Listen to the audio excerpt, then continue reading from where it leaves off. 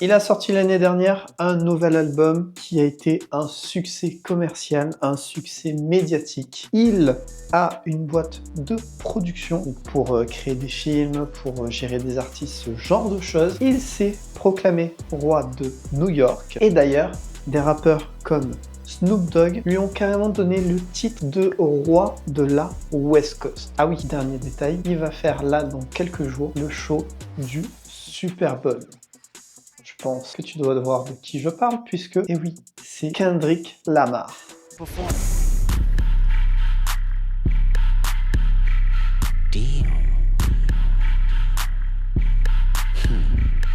Salut à tous et bienvenue dans cette nouvelle vidéo. Dans quelques jours, Kendrick Lamar va faire un show très certainement qui va rester dans les mémoires, je pense. Et je me suis dit que une petite vidéo pour parler de lui, pour le découvrir, peut-être que tu vas apprendre des choses, c'est le but. Eh bien, ça pourrait être intéressant. Alors, j'ai longuement hésité entre faire un gros format, genre parler un peu de toute sa vie, etc. Ou plutôt une vidéo plus chill, plus légère, avec des tips, des choses à apprendre comme ça. Et c'est sur ce format-là que je vais me tourner.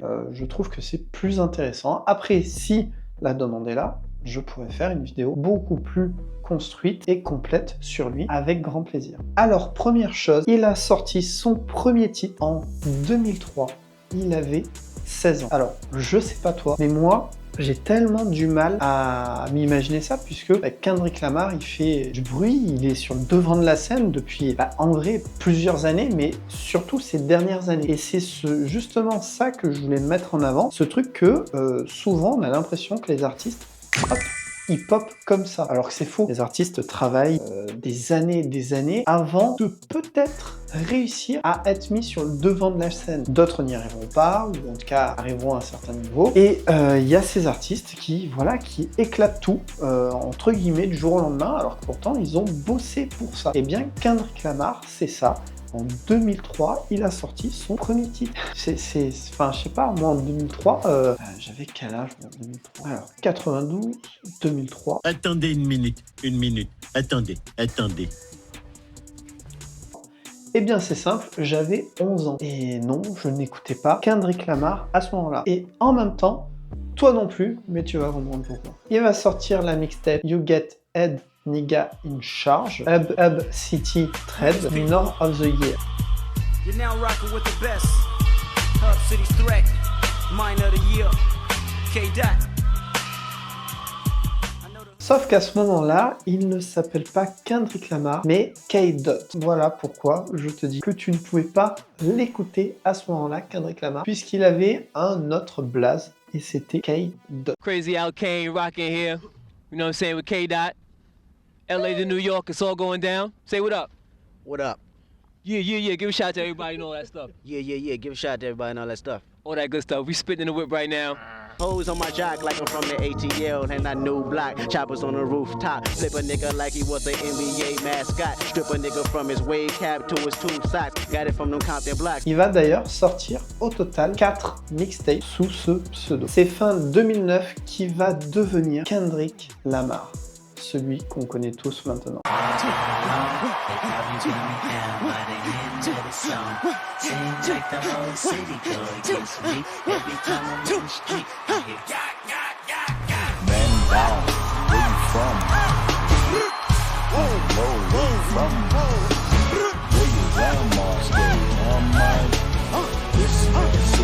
Alors que ce soit avec K-Dot ou Kendrick Lamar, à chaque fois qu'il va sortir un projet, ça va faire du bruit, ça va marcher d'ailleurs, et il va se faire remarquer. Et dans ses influences, il le dit, il a DMX, il a Eminem, il a Snoop Dogg, il a Tupac, il a Dr. Dre. Il va d'ailleurs bosser avec lui. Le 14 avril 2017, il sort l'album Damn et il va exploser. C'est peut-être là où Kendrick Lamar d'ailleurs va être à son sommet, ou en tout cas va le mener, même si, comme j'ai dit, tout ce qu'il a fait jusqu'à présent, ça fonctionnait. À chaque fois, la critique médiatique, la critique des autres rappeurs et du public a été unanime. Alors évidemment, forcément, certains n'ont pas forcément apprécié ce succès-là. D'une manière générale, Kendrick Lamar a à chaque fois eu des succès. Et avec cet album, c'est justement, je trouve, cet album qui va sceller tout ça un petit peu. D'ailleurs, c'est simple, ça va être le meilleur démarrage de l'année 2017, tout album confondu, et le meilleur démarrage de Kendrick Lamar, tout simplement, par rapport à sa carrière. Et j'ai des chiffres pour étayer ça, tu vas voir. Alors déjà, il va être à la première place du Billboard 200. Il va régner clairement. Ensuite, sur la première semaine, il va vendre 610 000 albums, tout confondu, des maths et physiques. Sur la deuxième semaine, c'est 233 000 albums vendus. Encore une fois, pareil, tout confondu, en des maths et en physique. Ce qui nous donne un résultat de 834 000 albums vendus en 2 semaines. The King. Et enfin, pour sceller tout ça, il lui a fallu que 3 semaines pour devenir disque de platine. En même temps, vu le nombre de ventes, c'était obligé que ça passe par là. 3 semaines, disque de platine. Autre fait intéressant, il a produit la bande son, donc la bande originale de Black Panthers. Et quand je dis produit, c'est qu'il a été à la barre pour l'instrumental, pour l'écrit du texte. Il a aussi posé dessus, il était vraiment le producteur, ça n'a pas été juste un artiste, c'est vraiment lui qui a géré tout ça. J'ai dit au début de la vidéo qu'il avait une société de production, et bien c'est PG Lang, il n'est pas tout seul, ils sont 2 à gérer cette boîte, et dedans ils font tout ce qui peut être vidéo, et apparemment aussi ils gèrent des artistes, il y a aussi un côté musique. C'est vraiment une entreprise, je dirais, entertainment, c'est-à-dire qui regroupe vraiment plusieurs choses du domaine du divertissement. Et ils ont notamment un projet qui doit sortir en 2025 avec les papas de South Park, si je dis pas de bêtises. Pour résumer, vous êtes les descendants d'un chimpanzé mutant qui a enculé un poisson écureuil. Mes félicitations. Donc ça sera un animé qui arrive donc courant de l'année, on n'a pas plus d'infos, c'est tenu secret. Et voilà, à voir ce que ça donnera. Bon, Kendrick Lamar, clairement, c'est un artiste vraiment complet. C'est un artiste qui travaille pas qu'avec des artistes du milieu du rap, je veux dire, il a bossé aussi avec Taylor Swift, il bosse avec des artistes vraiment de tout milieu confondu. C'est un artiste qui a une manière d'écrire, une manière de poser et une manière de comment dirais-je, développer tout cet univers artistique, même dans ses clips, vraiment propre à lui. Sa manière de se déhancher, de bouger, sa manière de poser, sa manière aussi de mettre les personnes dans ses clips qui sont totalement différents des autres rappeurs, par exemple. Sa manière de parler de la rue et de ce qu'il vit, tout ça, c'est vraiment signé. C'est vraiment made in Kendrick Lamar. Et c'est ça qui fait son succès, tout simplement. C'est sa marque de fabrique. Moi, je peux que valider, en tout cas, personnellement. Alors, Kendrick Lamar, c'est 6 albums, avec le dernier qui est sorti l'année dernière. Pour les Grammy Awards 2025, il a 7 nominations. Et il a un total de 57 nominations pour 17 Grammy Awards gagnés, ce qui est un beau palmarès. Il a signé fin décembre 2024, donc l'année dernière, chez UMG, donc Universal Music Group. Alors, il n'a pas signé à la maison mère directement, mais chez Interscope. Mais ça appartient à Universal Music Group.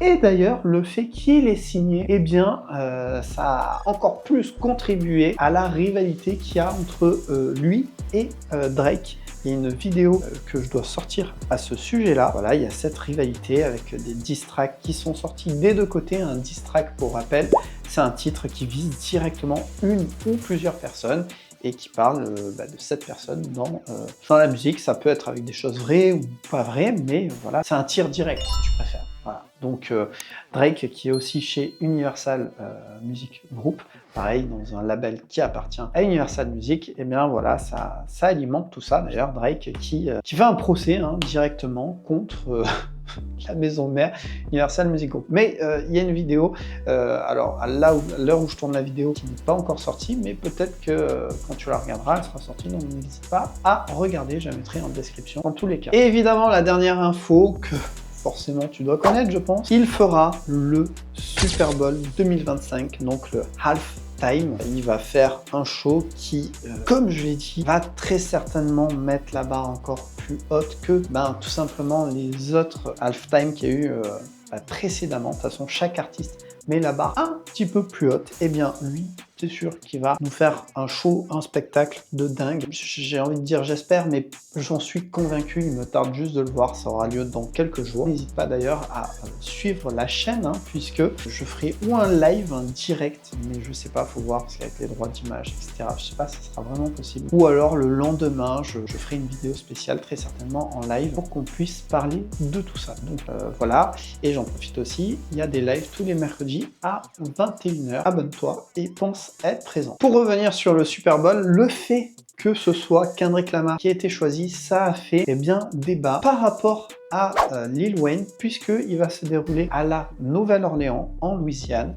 et c'est tout simplement chez Lil Wayne. Voilà, alors justement, Lil Wayne avait dit qu'il avait été très surpris de ne pas avoir été choisi. Bon, après, il y a plein de choses qui rentrent en compte, c'est pas juste parce que tu es né dans cette ville que forcément tu vas être choisi, ça c'est un peu trop simple. Et du coup, voilà, ça avait fait débat par rapport à ça. La question, moi, que je me pose, c'est qui c'est que Kendrick Lamar a choisi comme guest, parce qu'il n'est pas obligé, mais il y aura très certainement des guests. Et j'ai fait une petite liste des guests qui pourraient être présents. Alors, en sachant que on connaît déjà un artiste qui sera bien présent avec lui ce jour-là. Alors, le premier artiste, ou plutôt la première artiste qui fait partie des guests pour ce show, on le sait, ça a été annoncé, c'est l'artiste SZA, qui faisait partie de l'ancien label de Kendrick Lamar.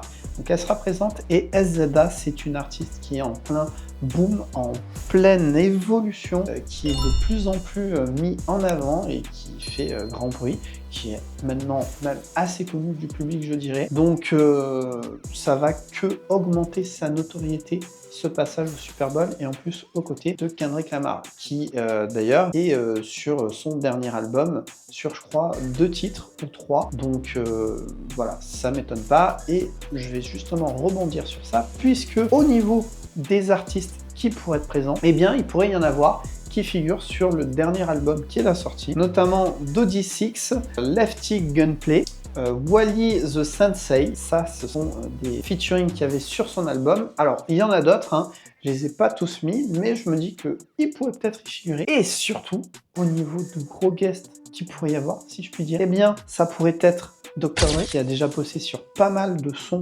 de Kendrick Lamar. Il pourrait peut-être y avoir, pourquoi pas, Snoop Dogg, Eminem. En plus, tu sais très bien que s'il y a Dr. Dre, il y a souvent sa clique. Donc, why not?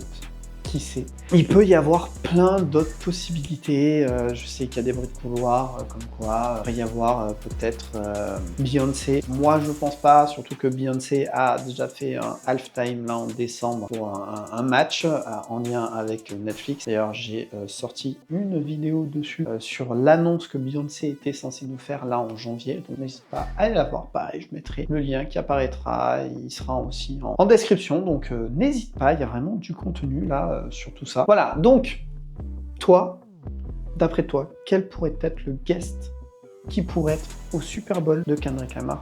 Dis-moi dans les commentaires. Qui sait? Si c'est le cas, la dinguerie. Voilà, j'ai fait le tour de ce que j'avais à dire sur Kendrick Lamar. J'aurais pu dire beaucoup plus. Là, j'ai voulu vraiment sélectionner des infos à la fois légères et que tu connaissais peut-être pas, certaines plus connues que d'autres. N'hésite pas, pareil, dans les commentaires, si tu as des petites anecdotes, des petites choses comme ça, à les dire. C'est toujours intéressant pour les autres, mais également pour moi. N'hésite pas à me dire ce que tu as pensé tout simplement de la vidéo aussi. Puis voilà, dans quelques jours, là, il y aura le Super Bowl avec le show. Évidemment, je vais couvrir cet événement, que ce soit via les réseaux sociaux, l'Instagram, il y a aussi le Discord. N'hésite pas à rejoindre tous ces supports ou choisis celui qui te convient. Il y a le côté communauté de YouTube, mais c'est vraiment pas pratique pour partager des infos, donc j'essaie, mais bon, voilà, le suivi est clairement pas ouf. Il y a, comme je l'ai dit, les lives YouTube tous les mercredis 21h, et attention, il peut y avoir des lives qui tombent aussi comme ça, comme les vidéos, puisque les vidéos c'est une tous les vendredis 18h minimum, mais il peut y en avoir d'autres qui tombent d'autres jours. J'espère que le contenu t'a plu. Si c'est le cas et que t'es pas abonné, pense-y, abonne-toi si t'apprécies pour rester au courant. Le pouce si t'as apprécié, pareil, l'algo il aime ça. Et ah bah oui, t'es peut-être passé à côté de la news, tu peux devenir membre de la chaîne YouTube, ça me soutient et tu peux avoir des avantages. J'ai sorti une vidéo à ce sujet, elle est en description. Si tu veux souscrire et avoir les infos, tu as juste à cliquer sur rejoindre et tu as une vidéo qui t'expliquera avec aussi en dessous tous les avantages. Voilà, j'ai tout dit. merci d'avoir regardé cette vidéo. Je te dis à la prochaine. Et en attendant, eh bien, tu le sais, sois créatif.